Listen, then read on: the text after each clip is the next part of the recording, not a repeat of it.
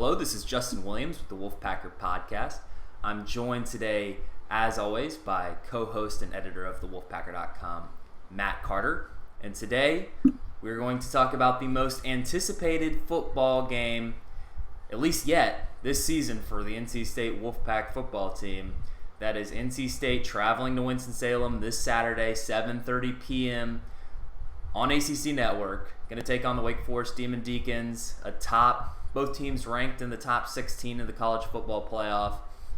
Arguably the biggest game in the ACC yet this season.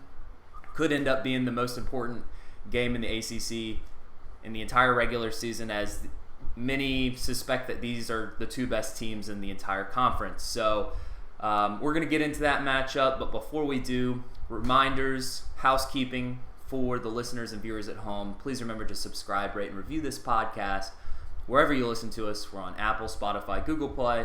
Plus, please remember to subscribe to our YouTube channel, the Wolfpacker YouTube channel. That helps us out tremendously. We thank you to our subscribers. If you haven't already, please go hit the bell. Give this video a thumbs up. That's everybody, including subscribers. And plus, please drop a comment. It all helps us out a ton.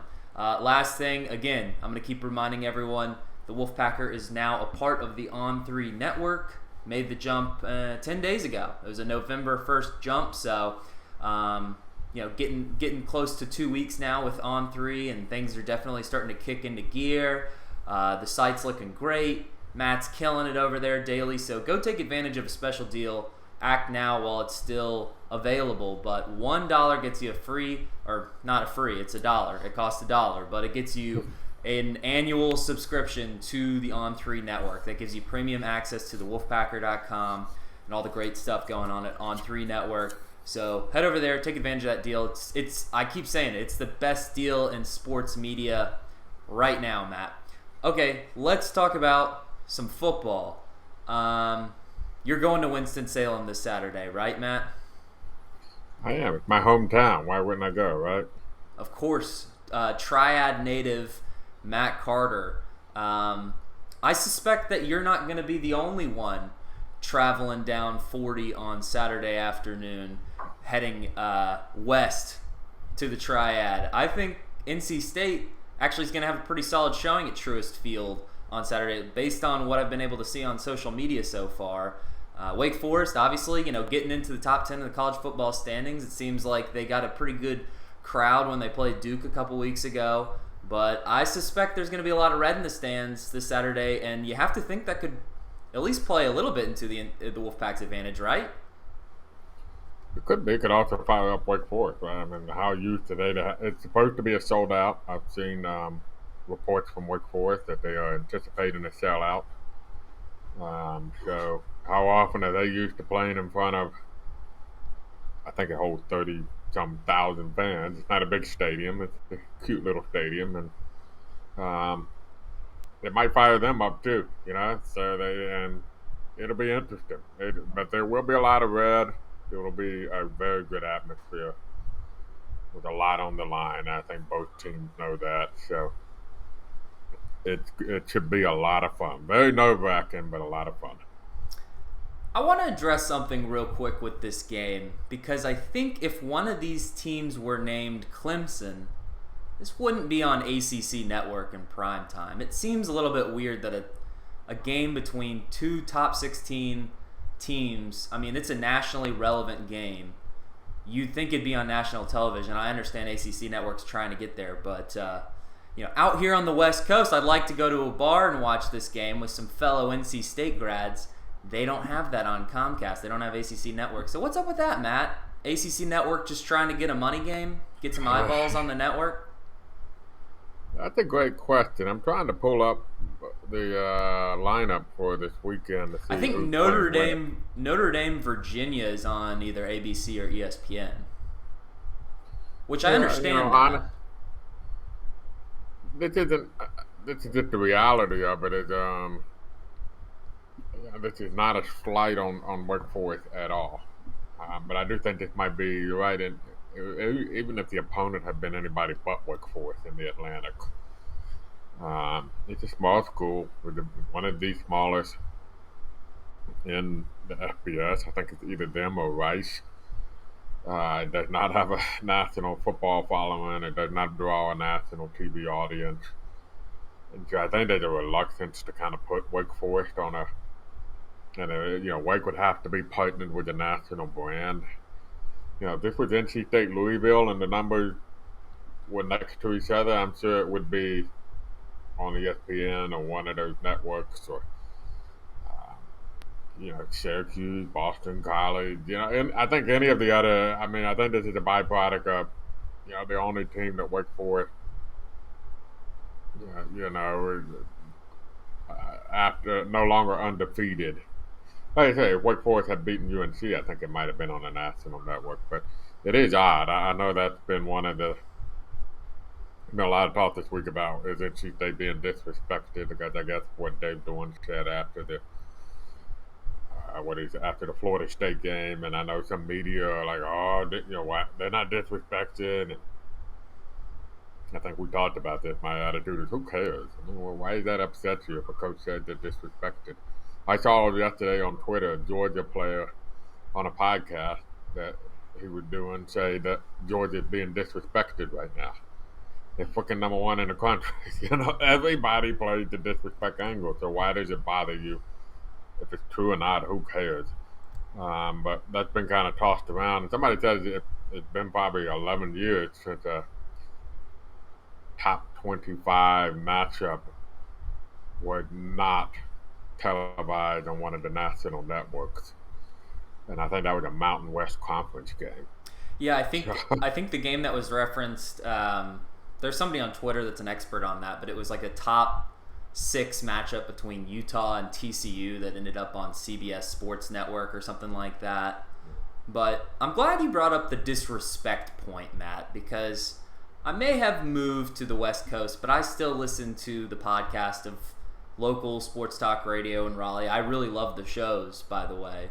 But that has been the topic this week with NC State, the disrespect card. Not just with NC State, but they've made their cracks at everybody in the North Carolina football market, or at least North Carolina and Wake Forest. All these programs, I guess, playing the disrespect card. But I don't understand the frustration there with Dave Doran saying that he feels like the program is disrespected when it's ranked 16th in the college football playoff.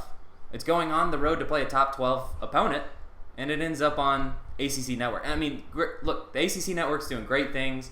It's making revenue for the league. It should be making more revenue for the league. That's a topic for another day. But you've got to showcase the best of your league, right? And if you want to stick with this narrative the ACC's down this year because Clemson and Virginia Tech and Miami and Florida State are all having down years. You know what? There are programs in the ACC that exist beyond those 4 schools that are having great seasons. I mean, I know Wake Forest just lost to North Carolina. I'd imagine had they beaten North Carolina, they would have been a top 10 team. ESPN would have had no choice but to put the game on national television. But it's like, you see this, you see Devin Leary getting left off the Davey O'Brien Award list. You see Trenton Gill being left off the national, award list for punters. It's like, there is evidence there that there is disrespect. I mean, maybe it's not disrespect in the local media because NC State is bigger in the local media than it is on the national stage. It's not really a national football program, at least not yet.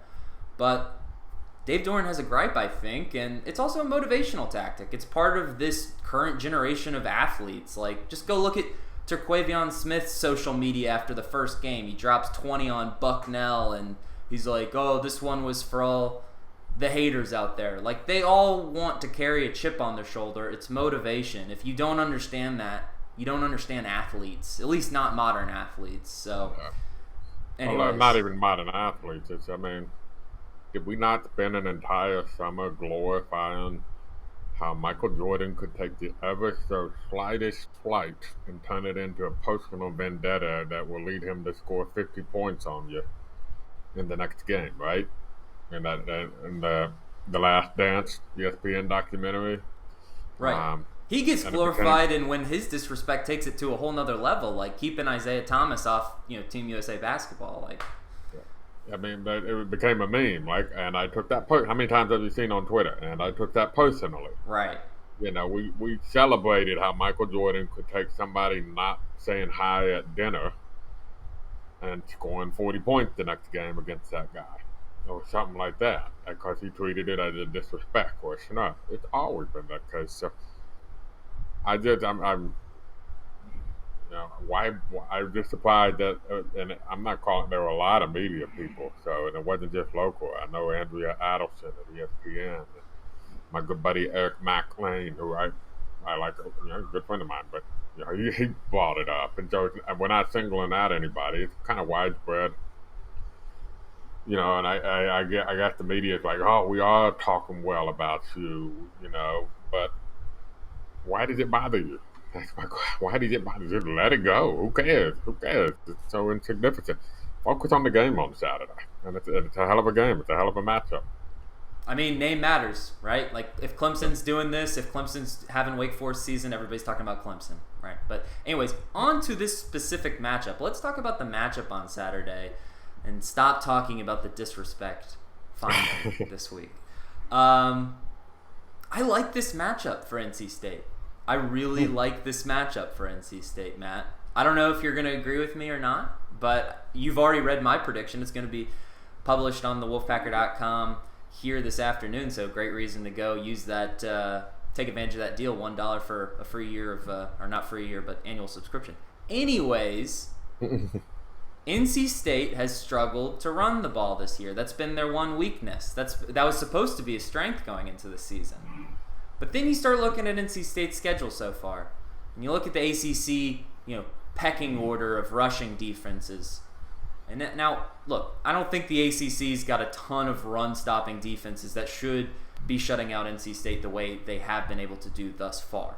But based on 5 games that NC State's played so far, NC State's offense has yet to face an opposing ACC defense that ranks lower than 8th in the league in rushing yards allowed per game on defense. So now, fast forward the tape to Saturday, you get a Wake Forest opponent. What's their weakness? Stopping the run. They're the second worst run defense in the league right now statistically. They just got lit up by Carolina in the run game. I mean, everybody wants to talk about Sam Howell. I think they scored most of their touchdowns on the ground through Howell and their running back Ty Chandler. Look, this Wake Forest defense is going to... You can run on this Wake Forest defense. Can NC State execute it? I think it's going to find a way to execute the run game, control time of possession, keep the ball out of Wake Forest's hands, because that allows them to play to their strength. Control the clock, drag out possessions, and, Wake Forest wants to turn this into a gunfight. NC State would love to keep this game under 30. I think if NC State can keep Wake Forest under 30, they win the ball game. Your thoughts, Matt? What you've reviewed the stats, you've reviewed the tape. What do you think? Well, I had, full disclosure, I had not read the predictions yet, so I'm impressed that you dug up those the numbers like you did, because those were the same numbers I dug up, not for my prediction, but I had noticed that when we talked about NC State's rushing offense, that they have yet to face. It's not necessarily, I thought, where they were ranked in the league. It's just kind of tiers, right? And there is a bottom tier of rush defense in the ACC. And the closest, I think, to that bottom tier that NC State had played was maybe Miami or Florida State. I couldn't remember which one. Mm-hmm. I think it was Florida State that was ranked 8th. Yeah, they have yet to play that really bad bottom tier. And the good news is they get 2 games in that bottom tier in the last 3 weeks, with not only Wake Forest but also North Carolina in the regular season finale. Syracuse in between is actually another really good rush defense. So you're right, there is something to be said for they have struggled to run the ball. And as you noted, and they're still running below what their defenses are giving up. Clemson, I didn't look. Clemson might have been the exception, but in general, they're still running well below what their defenses typically allow for rushing attacks. So now the counter to all of this argument is, and I credit ESPN David Hale for this, is that the teams that have run the football really well on Wake Forest future quarterback run game. Sam Howell's had a lot of 100-yard rushing games this year. Army quarterback is their primary runner a lot of times. Louisville, Malik Cunningham lit them up, running the football. Syracuse, their quarterback run the football an awful lot. Those were the 4 games where they got really lit up in rushing yards. And those 4 teams all have quarterbacks that featured prominently into that mix. David Hell point with the 4 games where they had quarterbacks that were not as actively involved in the running game. The defense actually did somewhat okay. The counter to the counter is that those 4 games that Wake Forest played against non-running quarterbacks were 4 pretty bad football teams. Old Dominion, who hadn't played a football game last year. Duke, who is one of the worst Power 5 teams in the country. Virginia was a good team, and that kind of leads to my point I was going to make, so I'll circle back to that. And Florida State, who is still going with the McKenzie Milton story at quarterback when they should have been going with Jordan Travis, and that game probably would have been a different story. Virginia threw for over 400 yards and had 500 yards of total offense. Moving the football was not the problem for Virginia. It was stopping Wake Forest that was the problem. So that's my way of saying that, I think you can make a case that don't sell out on the run, I guess. Don't be who you are. I think you can move the football either way against Wake Forest. So be who you are and where you're most comfortable, and don't limit yourself. It's kind of how I view this game. I think the big thing is take care of the football. Wake Forest has forced 18 turnovers this year. That has bailed their defense out. 18 turnovers, top 5 in the country, if I recall off the top of my head. They have recovered an amazing 10 out of 15 fumbles on the field. They're averaging getting almost 2 fumbles per game put on the ground. That's nuts. That's amazing. Take care of the football. Don't help Wake Forest defense out because you will have to score.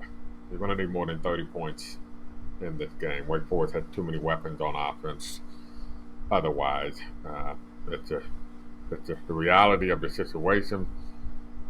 I think if you're NC State, you prefer lower 30s. If you're Wake Forest, you prefer the game get into the 40s.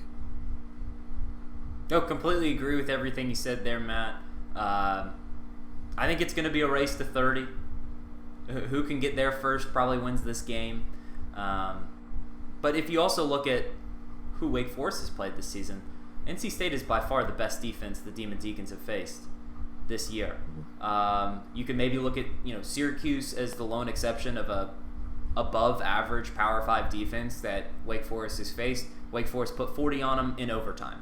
In a game that also, they allowed Syracuse a bad offense, 37 points. They allowed Army a really bad offense to score 55 points in a game they scored 70, right? So they just want to turn this into track meets. They want to light up the scoreboard.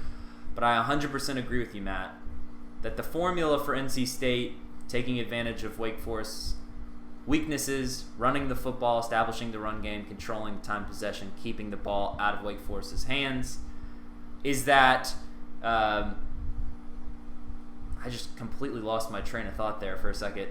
You got to take care of the football. That's what I meant. You got to take care of the football. You can't give Wake Forest free chances because they are going to make you pay. They've, like you said, Matt, they got too many weapons. If you turn the football over, you commit penalties, you know what you're going to get with Wake Forest. They're going to score a lot of points. They're not going to commit penalties. They're going to try to win the turnover margin. They're just a well-coached, well-disciplined team, and I like to think that NC State's getting to that point this season as well. They're gaining that reputation as well, so we'll see. 2 well-coached teams, 2 well-disciplined teams. Turnover margin and penalties are going to play a huge factor, but I think NC State's defense is up for the challenge. No team has held Wake Forest less than 30 points this year. I like NC State's chances to hold Wake Forest just below 30 and win this game, scoring in the 30s themselves. Yeah. And we don't know the status of the running back, Christian Beal Smith, I think is his right, local product from Winston-Salem, leading running back, got hurt in the UNC game, didn't look good, I was told. I didn't see it, but I was told he was carted off the field in an air cast, so that can't be a good sign. And incidentally, one of their best corners also got hurt in that game, and from the sounds of it, did not look good for him either. And so, there are some injury news for Wake Forest that's worth following. I think you brought up two very good points. The only defense that comes close to NC State is Syracuse, which is a nice defense. That is the one game this year Wake Forest has had less than 20 points at halftime.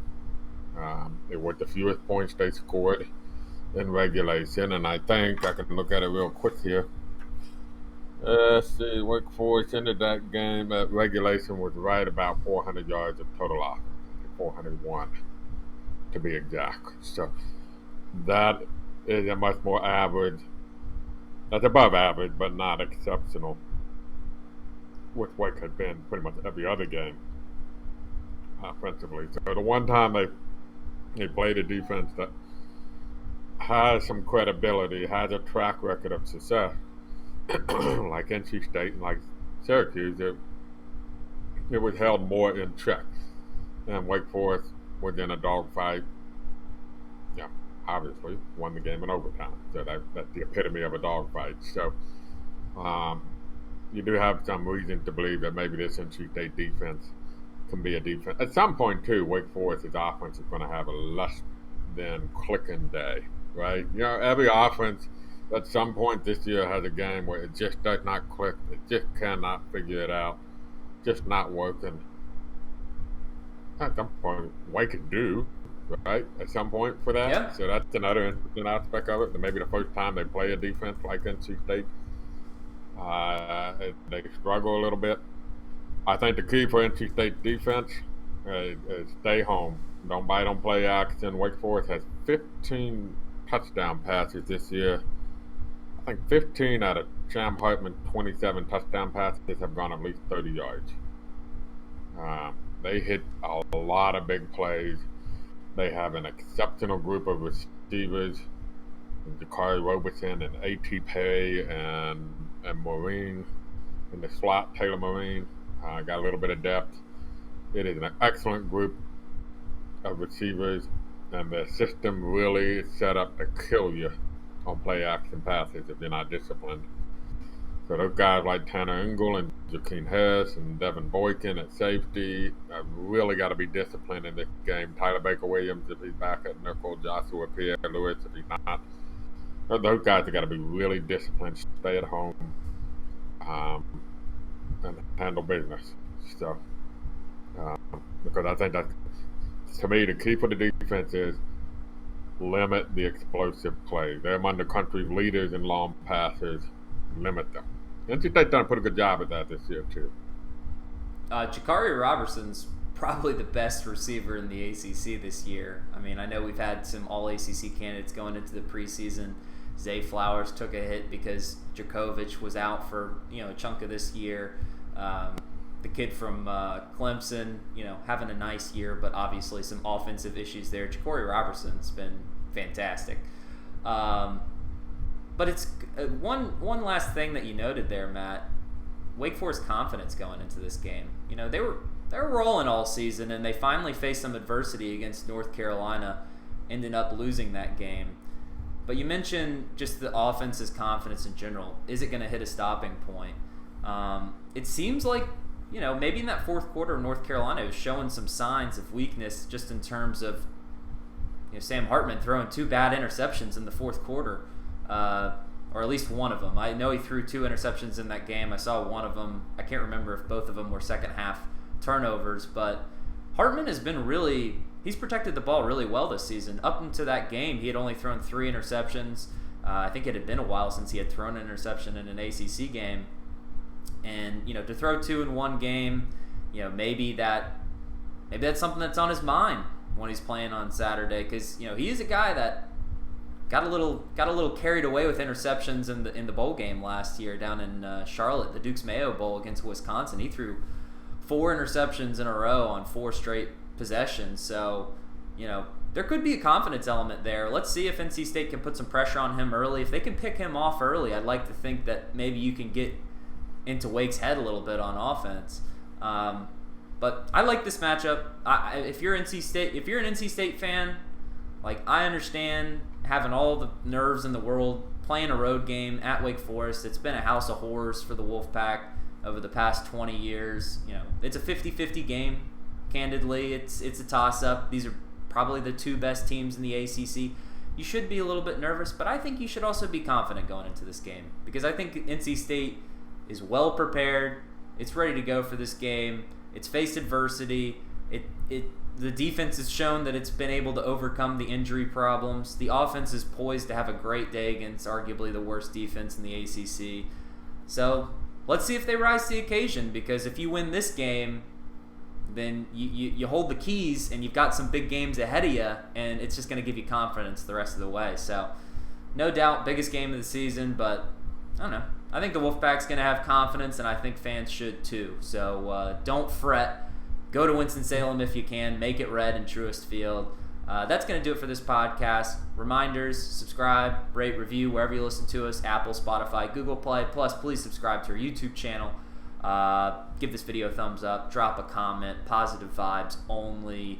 Follow us on social media at The Wolfpacker on Twitter is our main account. You can follow me personally at Justin H. Will on Twitter. Give us a like on Facebook too if you can. NC State Wolfpack on thewolfpacker.com.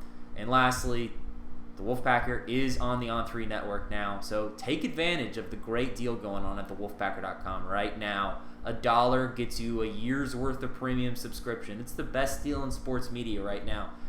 A lot of things to read on the internet, but for $1, this is some of the best stuff you can read. Get fully informed on the Wolfpack, recruiting, football, and basketball. I know signing day was yesterday for basketball, some key commits. We're going to have some basketball podcast here soon, by the way. I hate to avoid the basketball talk here today. I mentioned Terquavion Smith. We'll do a podcast here soon. Maybe we'll get past this Colgate game here this weekend. We'll do little early season observations for the men's basketball team. But that's going to do it. So for Matt Carter, this is Justin Williams, and this has been the Wolfpacker Podcast.